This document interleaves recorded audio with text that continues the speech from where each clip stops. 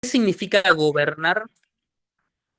¿Qué significa gobernar en un tiempo en el que la propia casa común que, de la cual nos habla Francisco tambalea? ¿Cómo se pueden traducir los principios de defensa ambiental, de soberanía ecológica de este tiempo a la tradición cristiana? Son preguntas que van a ir guiando para mí la conversación que vamos a tener. Yo no quiero que esto simplemente sea una exposición de mi parte, sino que haya un diálogo fluido. De hecho, si quieren interrumpirme durante la intervención, es bienvenido. Esta no es la Semana Social de la Iglesia en la cual simplemente intervine en un panel que vinculaba el tema de la juventud con lo ambiental, con el rol de los organismos internacionales, que también tuvo su representación en ese panel, sino que quiero que sea una conversación entre los que estamos aquí presentes, con lo cual voy dejando estas preguntas y sumo otras cuestiones que me parecen fundamentales para explicar el fenómeno. Creo que la dimensión geopolítica del cambio climático es lo que tiene que estar en el centro de las respuestas a estos interrogantes que postulo. Ustedes saben que la crisis climática, al ser el problema del siglo, afecta, por supuesto, a todos los países del mundo. Y algo que el ambientalismo supo construir como terminología que acompañó el diseño de todas las iniciativas en materia de acción ambiental fue el principio de responsabilidades comunes pero diferenciadas acerca del cambio climático. Todos somos responsables del fenómeno, pero no de la misma forma. Los argentinos somos responsables de la crisis climática, no de la misma forma que Estados Unidos, no de la misma forma que China, no de la misma forma que la Unión Europea. Somos responsables en un 0,7% de la crisis climática. Tan solo un 0,7% de las emisiones globales son de Argentina. Sin embargo, como conté antes con el caso de la sequía en el año 2023 y otros eventos climáticos extremos, sufrimos las peores consecuencias. Pasó hace poco, hace unos meses nomás, con las inundaciones que azotaron a la provincia de Buenos Aires. Pasa permanentemente cada, cada vez que en un verano vemos que se registra una nueva seguidilla de olas de calor que no solamente impactan en las condiciones de vida de aquellos que vivimos en centros urbanos, sino que particularmente en las familias de los sectores populares eso se traduce en mayores dificultades para transitar la experiencia de la vida. Si vos vivís en una familia compuesta por 8 integrantes, en un contexto de hacinamiento urbano, en una casita construida a partir de techos de chapa y paredes que se caen a pedazos, y atravesás una ola de calor, probablemente te toque sufrir dengue, probablemente te toque sufrir un aumento de los vectores de enfermedades infecciosas en tu contexto urbano, y por lo tanto, en tu territorio se vive violencia ambiental. Entonces, el cambio climático hay que entenderlo desde esa clave, porque si no es muy fácil quedarnos con la imagen de la crisis climática entendida de la forma en la que las organizaciones tradicionales del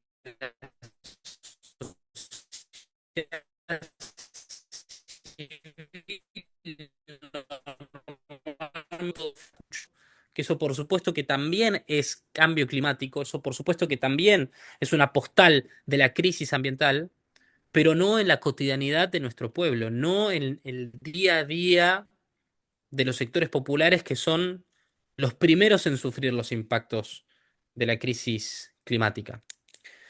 Hay algo que Benedicto XVI normalmente enunciaba, sé que obviamente en nuestra memoria se repite mucho la enseñanza infinita del Papa Francisco, pero a mí también me gusta mucho recordar algunas cosas de Benedicto. Y algo que decía en Caritas in Veritate es que el modo en que el hombre trata el ambiente influye en el modo en el que se trata a sí mismo y viceversa.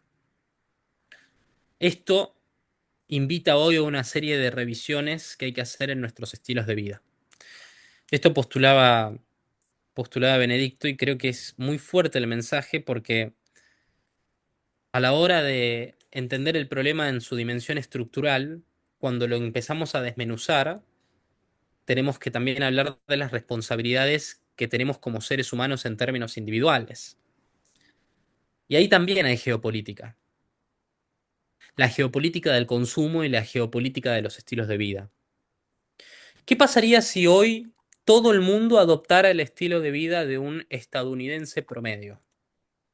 O de un alemán, o de un haitiano, o de un nigeriano, o de un chino. ¿Qué sería del planeta? ¿Qué sería de la disponibilidad total de los recursos naturales que nos ofrece el planeta Tierra? Esto está estudiado y se llama huella ecológica.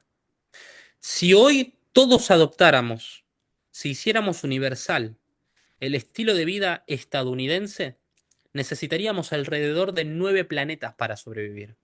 Tendríamos que consumir 9 veces todos y cada uno de los ciclos naturales de la Tierra para poder sostener en el tiempo, durante un año, ese nivel de vida.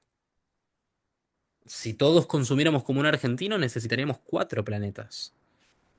Entonces, creo que el mensaje de Benedicto en términos de la perspectiva de la ecología humana y de la racionalidad política que tanto lo distingue, me parece importante para traer y ponerlo sobre la mesa.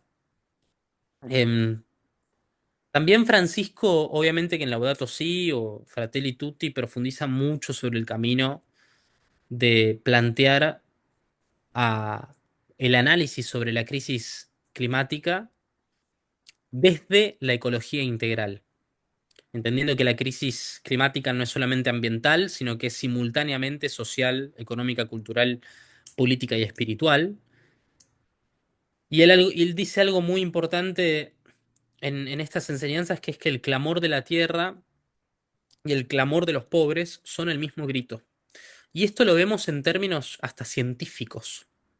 Lo vemos en términos científicos también cuando pasa lo que ya les relataba, cuando vemos que se materializa en una población el impacto de un determinado evento climático extremo asociado a la crisis climática, asociado al aumento generalizado de la temperatura promedio global, y vemos que los primeros en caer en la cuenta, porque los impactos los sufren en su propia carne, son precisamente los más pobres. El secretario general de Naciones Unidas, de hecho, en un momento emitió un documento desde el panel intergubernamental de expertos sobre el cambio climático, que es el organismo científico más autorizado sobre la materia, que se llamó el Atlas del Sufrimiento. Es un texto del Atlas del Sufrimiento que relata cuáles son los países y cuáles son las regiones que ven cómo se agudizan mucho más los efectos del cambio climático. Si uno hiciera un mapa sobre la distribución de los impactos de la crisis climática, ven una zona roja rojísima por la intensidad de esos impactos, por la agudización de esas consecuencias en África y en el sur del mundo. Con lo cual ahí también hay un trazo a analizar. El cambio climático va dejando sus huellas sobre las cicatrices coloniales del mundo. Y en ese sentido creo que Francisco tuvo una lectura muy holística, muy integral de, del fenómeno. Em, Más allá de lo que tenga para decir sobre la crisis climática en estos términos, eh, quiero recordar por ahí algunas cosas que enuncié también durante mi presentación en la Semana Social de la Iglesia, que fue también la razón por la que después terminé conectando con algunos de ustedes y hoy me encuentro en esta sala, em, que es, que es la cuestión de la dimensión teológica. Y acá yo simplemente me quiero presentar como lo que soy. No soy ningún estudioso certificado del tema, soy simplemente un politólogo de 25 años con una trayectoria de 7 años de involucramiento en el escenario de la militancia socioambiental, con lo cual, por supuesto, seguramente le falte formación a lo que digo y me gusta ser riguroso con eso y atenerme a esas limitaciones, pero comparto algunas interpretaciones que tengo sobre el tema, porque me parece fundamental. Yo creo que esta es una crisis también Es una crisis de fe, el cambio climático. Creo que se sostiene también sobre una crisis de fe. Se sostiene sobre una crisis teológica por, porque la fe en que el mundo puede ser distinto, en que a la vuelta de la esquina no nos espera únicamente la distopía por el aumento de la temperatura a nivel global, yo creo que eso está muy presente. No hay fe en un mundo que no sea distópico, por lo menos en mi generación. En donde más se evidencia eso es en los jóvenes. Y creo que los cristianos y particularmente quienes formamos parte de la fe católica, tenemos que hacer una militancia de la esperanza cristiana, una militancia de la fe católica con respecto a que todavía la humanidad puede aprovechar esa ventana de oportunidad para evitar la irreversibilidad de los efectos de la crisis climática. La esperanza cristiana, lejos de ser algo que tenemos que evadir, tiene que traducirse en praxis política, en militar por la transición energética justa, en militar por la democratización de la tecnología, en militar por el reconocimiento de aquellos pueblos ancestrales que operan como custodios de saberes ecológicos, de militar por un rediseño del sistema financiero a nivel internacional con respecto al cambio climático, por el reconocimiento genuino de las deudas ecológicas que contrajo el norte global con nuestra región, con el sur global. Creo que a esto suma mucho la dimensión teológica, porque no es una mera reflexión a la que nos invita a construir un programa, entender el cambio climático desde su dimensión de la crisis de espiritualidad, porque nos ordena la lectura, nos ordena la lectura en el sentido de que hay que ordenar el poder hacia la custodia de la creación como un acto de justicia y de caridad. Yo, más que seguir con mi alocución, me gustaría también poder generar una conversación entre nosotros, así no se produce algo tan estanco en el que hablo permanentemente y no doy una invitación al intercambio. Así que si me habilita el padre Juan y Lito y compañía, a mí me gustaría que podamos conversar entre nosotros para que esto sea más una reflexión colectiva que algo mío, ¿no? Sí, sí, con total libertad. El que quiera puede ir desmuteándose. Si saben manejar la manito virtual, sería más ordenado. Los que quieran participar con algún eco, con alguna pregunta, con algún comentario, si levantan la manito virtual, es más ordenado. También pueden levantar la mano física y yo ando mirando por ahí. Eh, Muy bien. María Cristina, por ejemplo, acaba de levantar la mano. Adelante, María Cristina.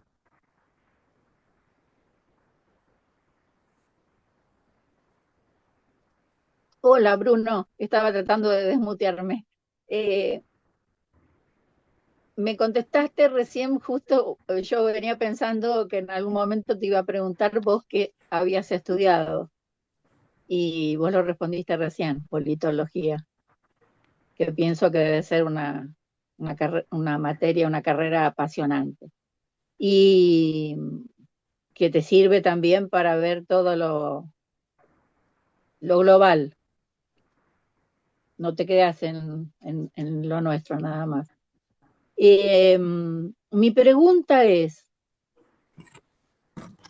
alteraciones climáticas obviamente hay en todo el planeta, pero ¿en qué partes vos ves que es más agudo, más dramático el tema para la vida? ¿En qué parte geográfica es más grave? Si quieren, paso directamente a contestar y seguimos con el diálogo.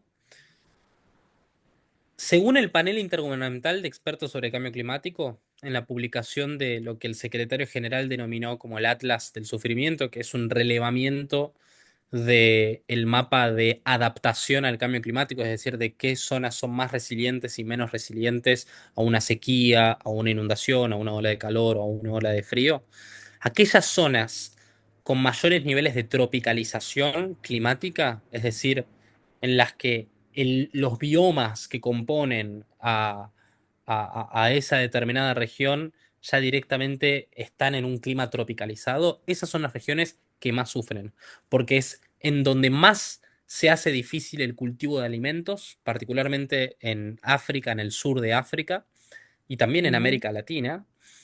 Em, y también donde vamos a tener una adversidad ecológica muy fuerte por los desbalances que estamos viendo eh, con, con estos países llegando a los puntos de no retorno. Los puntos de no retorno son un término científico que habla justamente sobre el umbral en el que tiene que estar un determinado ecosistema para que los efectos del cambio climático no se vuelvan irreversibles. Es un piso tope, es un techo ambiental. Una de las zonas que ya está atravesando su punto de no retorno es Europa. Eh, con lo cual Europa no va a ser una zona del mundo segura en términos climáticos y lo vemos particularmente durante los veranos europeos. Sí, La infraestructura de las ciudades europeas no está diseñada para atravesar el aumento exponencial de la temperatura promedio regional. Con lo cual Europa va a ser una zona muy caliente y yo creo que hasta según lo que dice también el panel intergubernamental de expertos sobre cambio climático, la ciencia, es posible que en el futuro tengamos migrantes climáticos europeos. Ni hablar, y estas son las peores zonas, de las pequeñas islas insulares. Las islas, por el aumento del nivel del mar, muchas de ellas, como por ejemplo Trinidad y Tobago, las islas oceánicas como Tonga, Samoa y Fiji y demás, van a quedar debajo del mar.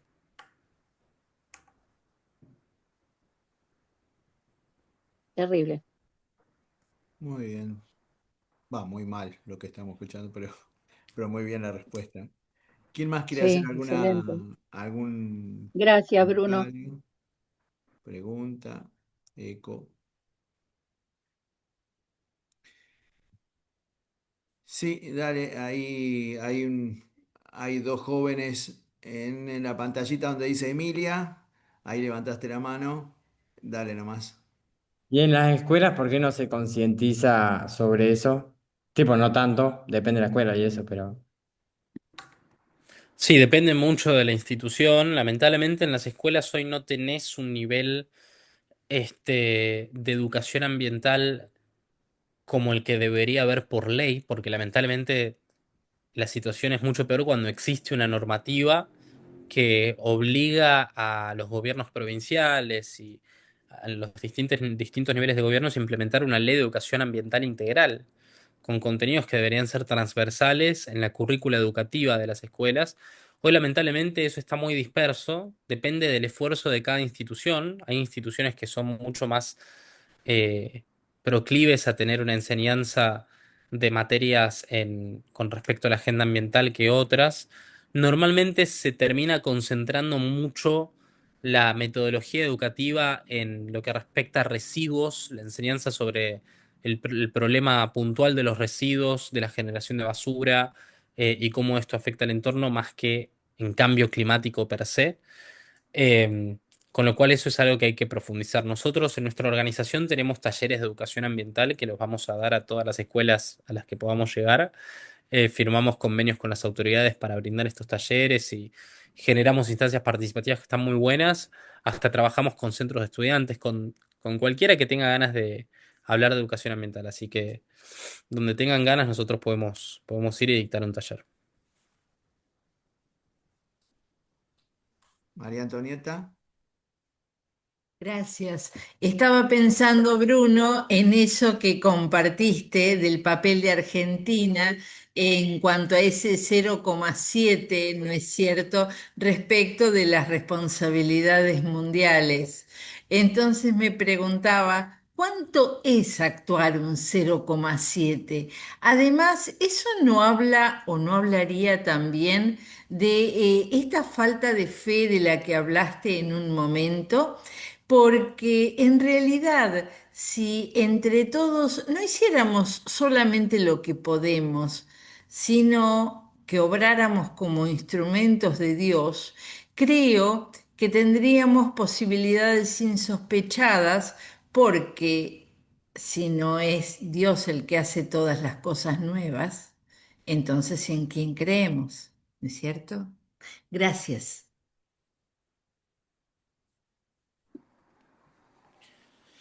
Sí, hay un gran debate acerca de lo que podemos y lo que debemos hacer, la brecha entre las responsabilidades y las posibilidades. Hoy si Argentina clausurara todos sus complejos exportadores basados en actividades intensivas en recursos naturales, que particularmente son aquellas vinculadas al sector agropecuario y al sector energético de base fósil, nos quedaríamos con un país sin capacidad para generar riqueza ni trabajo, ni eso es real. De hecho, es la tensión de la que habla también Francisco en la Comisión de Jubileo, ¿no? El derecho, los países que tienen derecho al desarrollo.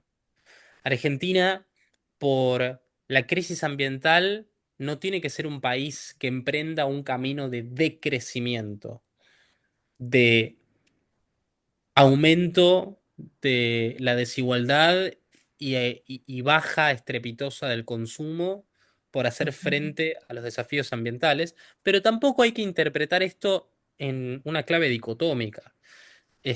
Podemos hacer muchas cosas a favor de la acción climática sin necesariamente decrecer como país en términos económicos y condenarnos al subdesarrollo. Por eso en Jóvenes por el Clima tenemos una agenda muy fuerte de apuesta por la transición energética, por el potencial de la biotecnología, con lo cual eso me parece que tiene que estar en el centro también de la agenda. Eduardo. Bruno, gracias por acompañarnos, un gusto. Lo que te quería preguntar era en relación un poquito a lo que empezaste a comentar recién sobre el final. Me interesaría saber desde el equipo que vos liderás y la gente con quien vos trabajás, qué propuesta tienen para pensar el problema del creciente aumento de demanda energética que va presentando el mundo contemporáneo. Y en particular ustedes jóvenes, ¿no? Que estarán proyectando las próximas décadas, cómo obtener la energía que el mundo necesita, sobre todo con una tecnología cada vez más demandante, ¿no? Energías limpias. Siento que hay tanto debate, incluso desde la argumentación científica, lo que es mejor, peor, más contaminante, menos. ¿Cómo ven ustedes? ¿Dónde se posicionan frente a este tema? Con respecto, justo me fui durante un segundo y volví, pero creo que terminé de comprender la pregunta vinculada más al sector energético.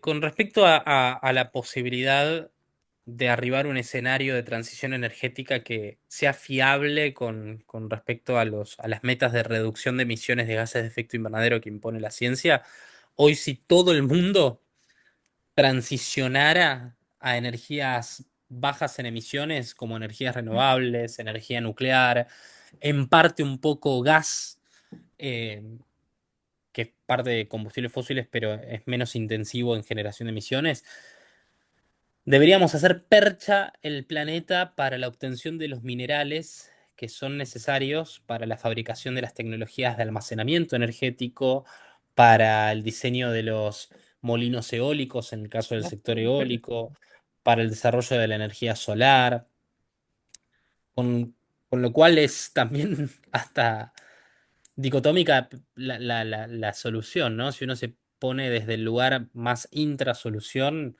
¿cuáles son los pasivos ambientales de hacer las cosas bien en términos Ujú. climáticos? Por eso creo que es importante no pararnos en este tema desde una dimensión carbonocéntrica, es decir, centrar nuestros argumentos únicamente en las Está emisiones de bien. carbono. Hay que pensar en todo, en toda la complejidad del paquete de la transición energética.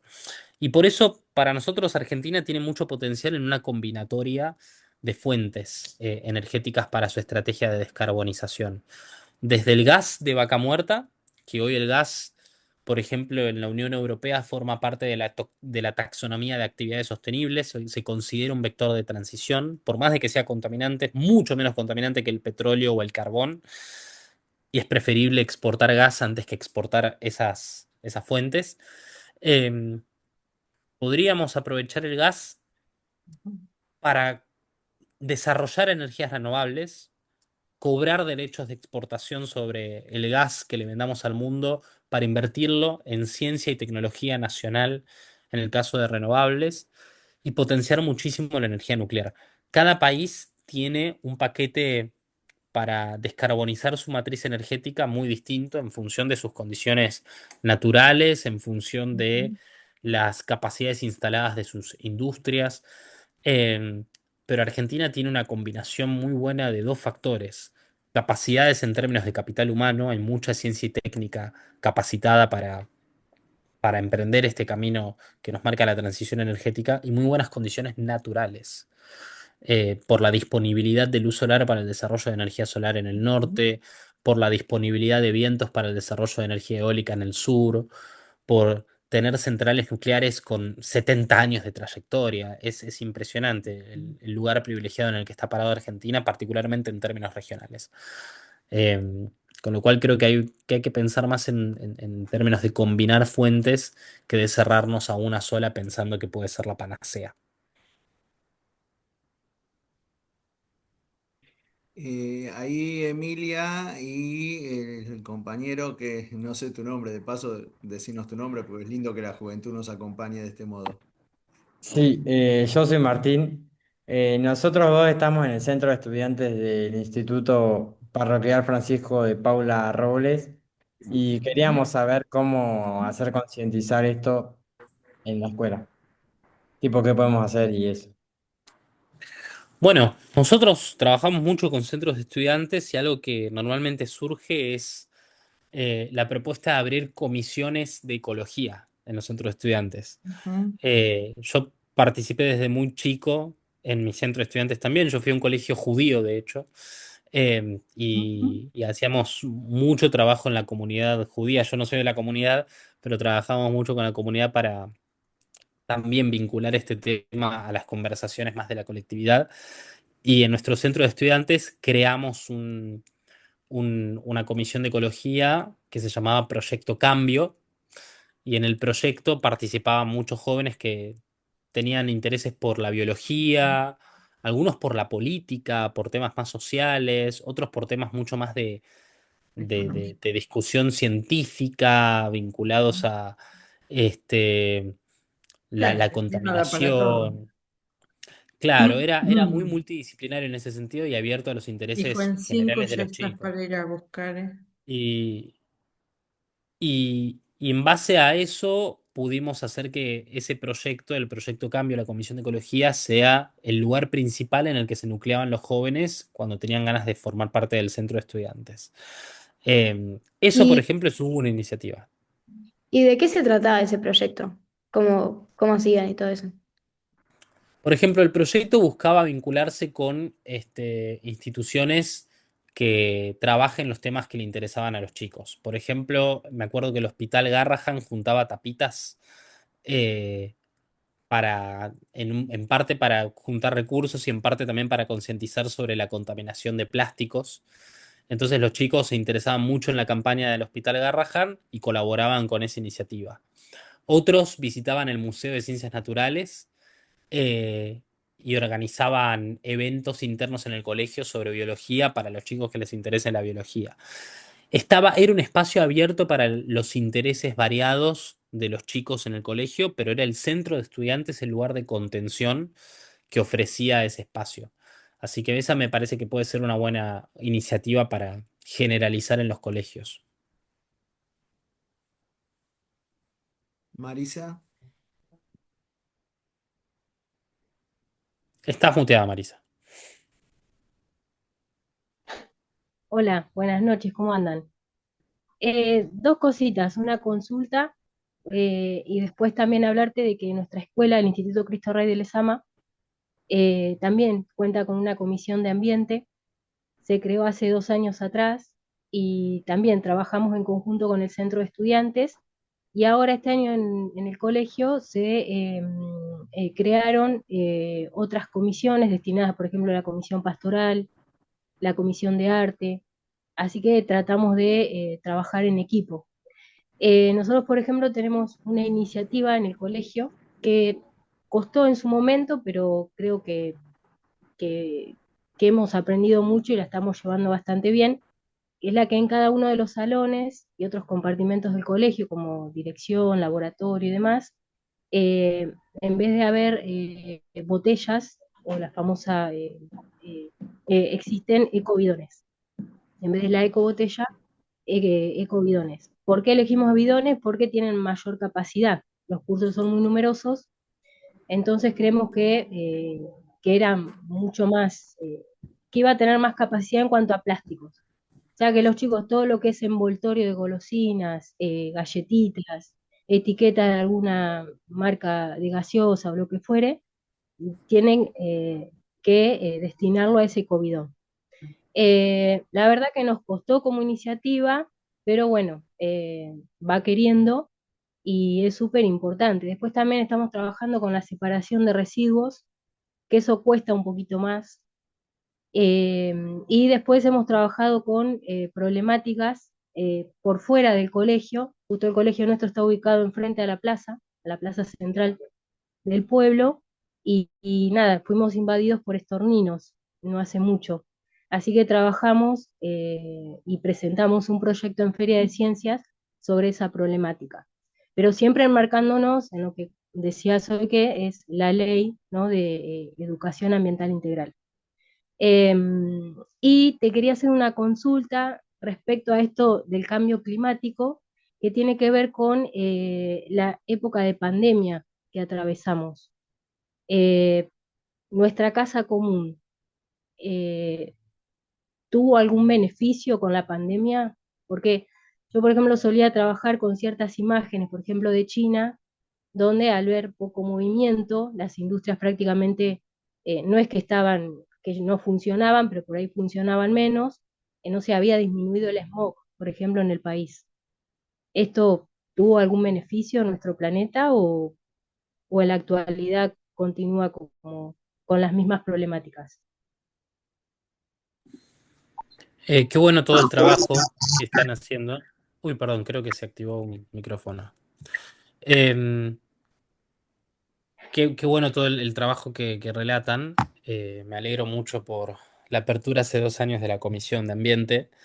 Em, con respecto puntualmente a la pandemia, es bastante cuestionable el, el impacto positivo que tuvo en términos ambientales, porque se dio gracias al confinamiento absoluto de la humanidad, el cierre inmediato de las industrias, de los ciclos de producción y demás, y de mucho sufrimiento, con lo cual no es precisamente la vía por la cual queremos vehiculizar las soluciones a la crisis ambiental, pero sí definitivamente nos deja una pista de que la intensidad y el nivel de aceleración de nuestros consumos y el nivel de aceleración de manera generalizada en el que está sumergida la Tierra por los patrones de los ciclos y los estilos de vida de la humanidad no es algo sostenible. Eh, con lo cual eso me parece que es muy interesante como pista. Pero después, repito, no es claramente el confinamiento de la humanidad lo deseable para pensar soluciones al cambio climático.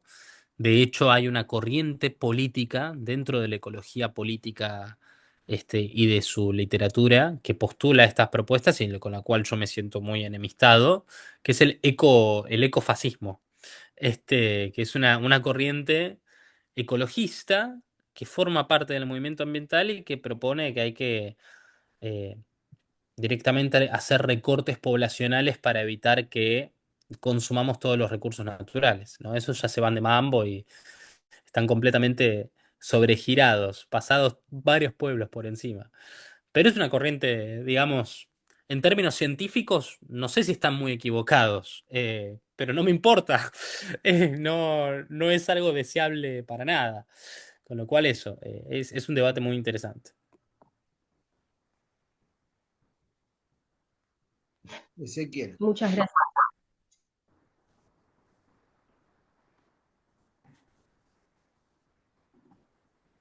estás muteado, Ezequiel. Hola, muy buenas tardes. Mi pregunta era, ¿qué relación hay entre el cambio climático y fenómenos meteorológicos extremos como huracanes e incendios? Bueno, hay muchos vínculos. No todos los fenómenos meteorológicos extremos son producto del cambio climático. Esa separación es importante marcarla. De hecho, por ejemplo, Argentina atravesó tanto el fenómeno meteorológico del Niño y de la Niña por cambios en los patrones de los océanos, y se vivieron contextos de eventos climáticos extremos que uno diría, bueno, esto está asociado a la crisis climática. Bueno, no. Estaban asociados esos fenómenos principalmente a estas cuestiones meteorológicas, pero igualmente el cambio climático, al exacerbar la variabilidad de los eventos climáticos extremos, hace que aumente la intensidad de fenómenos meteorológicos en ciertas ocasiones. Por ejemplo, en el caso de los incendios, que son más bien consecuencias de temperaturas extremas combinadas con contextos de sequía. Em, Pasan normalmente todos los años en Argentina, siempre tenemos incendios. Hasta de hecho los productores rurales de las zonas afectadas por los incendios saben cuándo van a ocurrir, entonces calculan el rendimiento de su producción en función también de las épocas de incendios y demás. Pasa también mucho con los productores agropecuarios de zonas como California, en Sudáfrica, pasa lo mismo. Em, y ese es básicamente el vínculo que no es tan lineal entre el cambio climático como fenómeno y los desbalances meteorológicos. Siempre hay que contextualizarlos en función de el patrón que los dispara. En el caso del fenómeno del niño y de la niña, dos fenómenos muy distintos entre sí, uno más caracterizado por sequías y otro mucho más por contextos de aumento del nivel de humedad. em, no hablamos de cambio climático para explicar sus causalidades.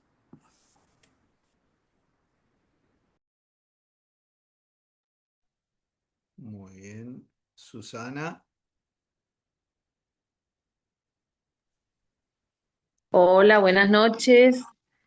Bueno, a ver si puedo concretar la idea, ¿no? Porque yo estaba pensando en la educación como hacedora de una sociedad nueva, ¿no? Con conciencia ecológica, ambiental.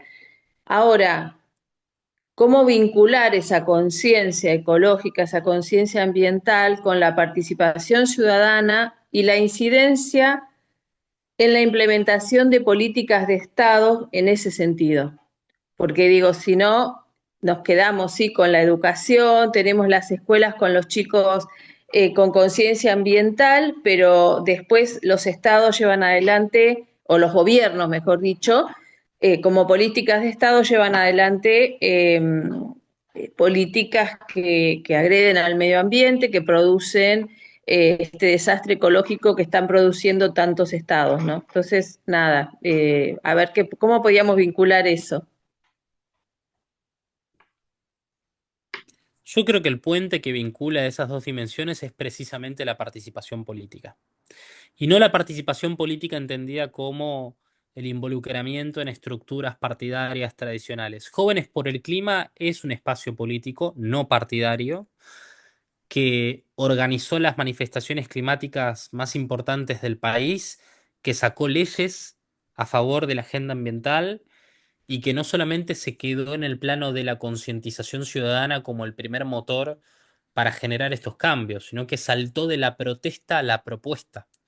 Creo que generar ese puente entre la conciencia que fabrica normalmente las soluciones y el ánimo por transformar el status quo, efectivamente después pueda traducirse en la implementación, como vos bien mencionás, de políticas de Estado. Y para eso la participación política es fundamental. Una sociedad que no tiene participación política está condenada a ser administrada por intereses que no le son propios. Em, Así que en ese sentido es fundamental que particularmente los jóvenes tengan mucha vocación de participar. Bueno, gracias, Bruno. Paulina.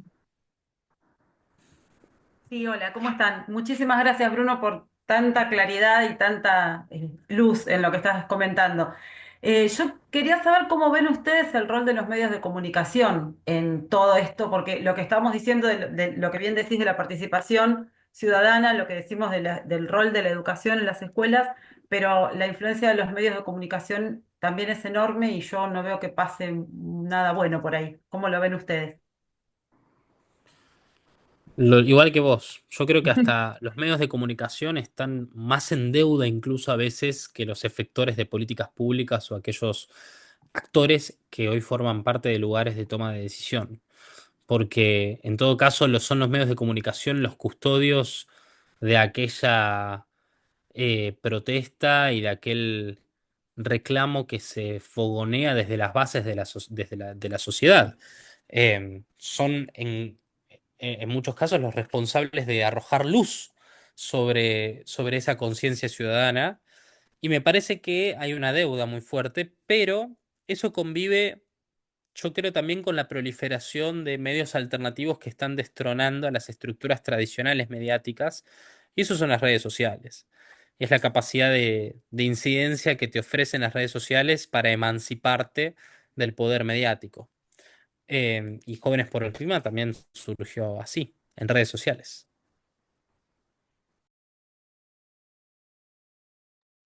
Bruno, Margarita desde el chat pregunta cómo insertar este tema en la comunidad parroquial, cuál puede ser un proyecto viable. Bueno, a mí particularmente me interesa muchísimo ese tema, la inserción de la agenda ambiental en en la comunidad parroquial. Uno, porque esto quizás es un poco más personal y es que me gustaría tener un acercamiento más profundo con las instituciones de la iglesia, con la comunidad parroquial en líneas generales, que es algo más personal. Pero dos, porque creo que hay un potencial enorme a nivel institucional. Yo creo que los fieles y la iglesia tienen un rol fundamental y pueden tener un rol muy potencial en ser agentes de cambio, que hoy no lo sé si lo son tanto, y es un poco paradójico. En el país del Papa Francisco, yo no sé si la iglesia y las parroquias tienen ese nivel de cercanía y de intensidad y de ser hasta medio hinchas con el tema de la agenda ambiental como podrían serlo. No digo que no se estén haciendo esfuerzos, por supuesto que sí, pero creo que podrían ser un actor mucho más importante. Me parece que este, por ejemplo, es un acto que demuestra justamente que caminamos en una buena dirección, poder reunirnos, charlar del tema, generar instancias de reflexión colectiva. Pero creo que institucionalmente hay mucho más potencial, y lo digo como algo bueno, no como una crítica. Creo que hay realmente un camino por recorrer en ese sentido, em, que puede ser muy positivo. No sé cuál es la fórmula, obviamente, no tengo ni idea, pero creo que por lo menos generando un acercamiento más multisectorial, teniendo a la iglesia como una institución que pueda coordinar estrategias de manera colaborativa junto a organizaciones como Jóvenes por el Clima, otras organizaciones ambientales de la sociedad civil, se puede hacer algo muy interesante. Yo pensé en su momento, por ejemplo, en la organización de un gran foro que sea federal, que sea realmente participativo y de la envergadura de la Semana Social de la Iglesia, algo del estilo, que sea un foro por un encuentro por la cultura del descarte y que lo ambiental y el cambio climático sea el eje nodal que ordene las conversaciones, que ordene las líneas de acción de ese gran evento, pero que sea convocado precisamente por la comunidad parroquial en adherencia con otros actores. Creo que podría tener mucha potencia.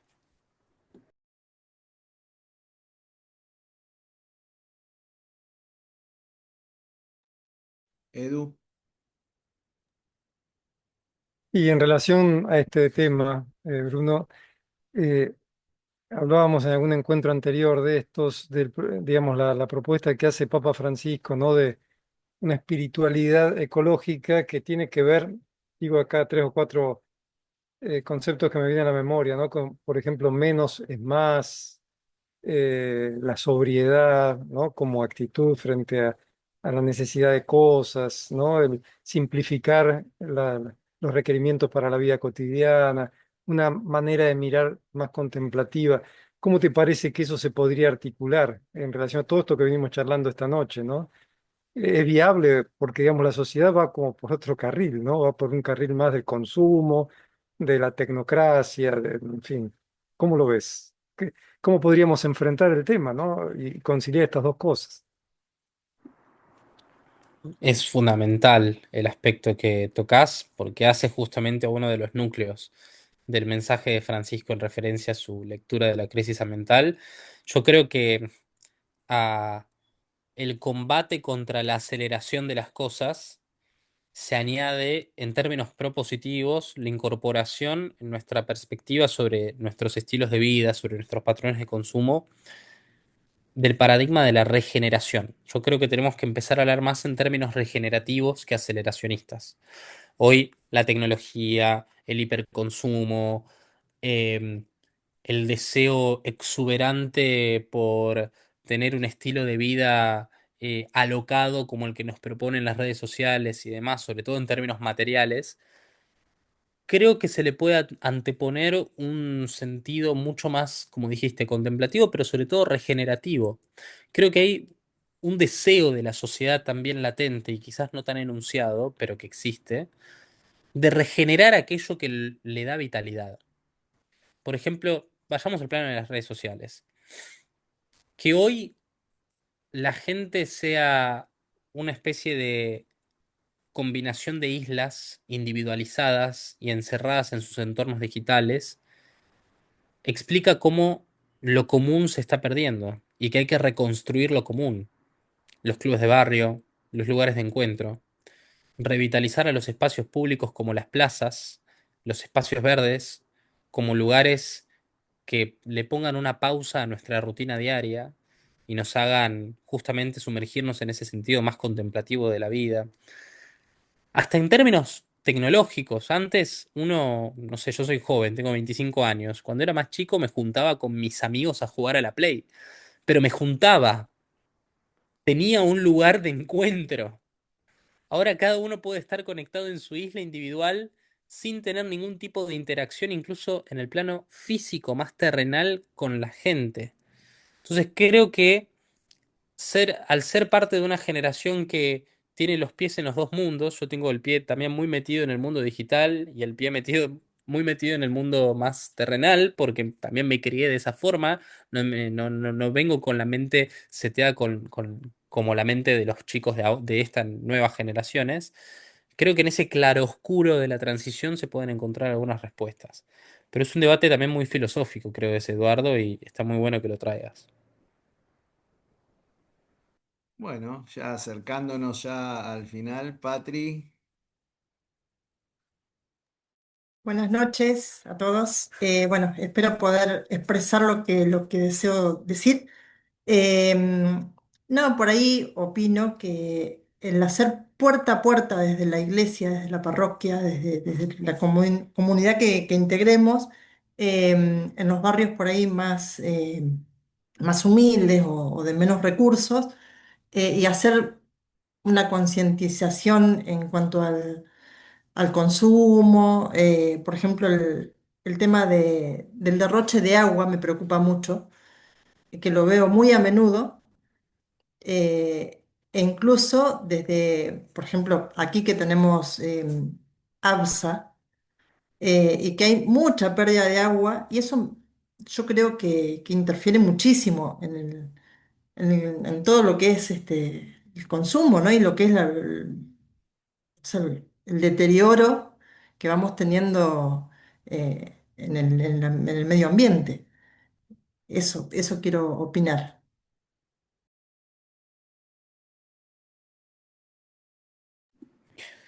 Sí, yo creo que particularmente el tema del consumo es algo a lo que no le estamos terminando de encontrar la vuelta en términos de qué estrategia de concientización sirve más para obtener un mejor resultado, es decir, una merma en la intensidad de los consumos que son ambientalmente insostenibles. Eh, pero sí creo que vale mucho la pena hacer presión particularmente en las nuevas generaciones, para que el reseteo empiece desde los más jóvenes, porque después son los que reflejan el cambio de paradigma en una sociedad.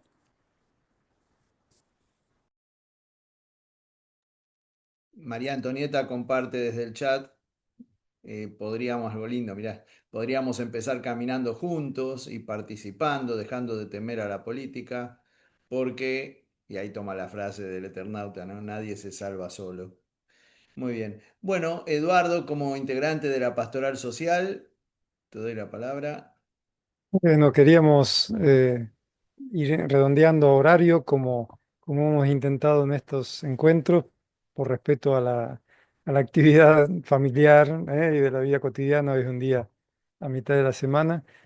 Pero primero que nada agradecerte mucho, Bruno, que te hayas hecho parte de esta invitación y de esta serie de encuentros donde eh, la intención original fue básicamente recorrer un poquito los conceptos, algunos de los conceptos que Papa Francisco abrió hace 10 años con esta nueva manera de entender también lo que la Iglesia tiene para enseñar y para proponer del magisterio, en este caso abriendo la cuestión ecológica, el cuidado de la casa común, etcétera. Y nos interesaba mucho contar con vos por esta mirada que nos regalaste, ¿no? Una mirada joven, pero una mirada con mucho fundamento y sobre todo con estas propuestas que nos lanzaste, ¿no? De compromiso, de implicación, de participación social, en fin, que nos quedamos pensando, creo, un montón de palabritas que hemos ido anotando acá en algún papelito, cada uno a nuestro lado, ¿eh?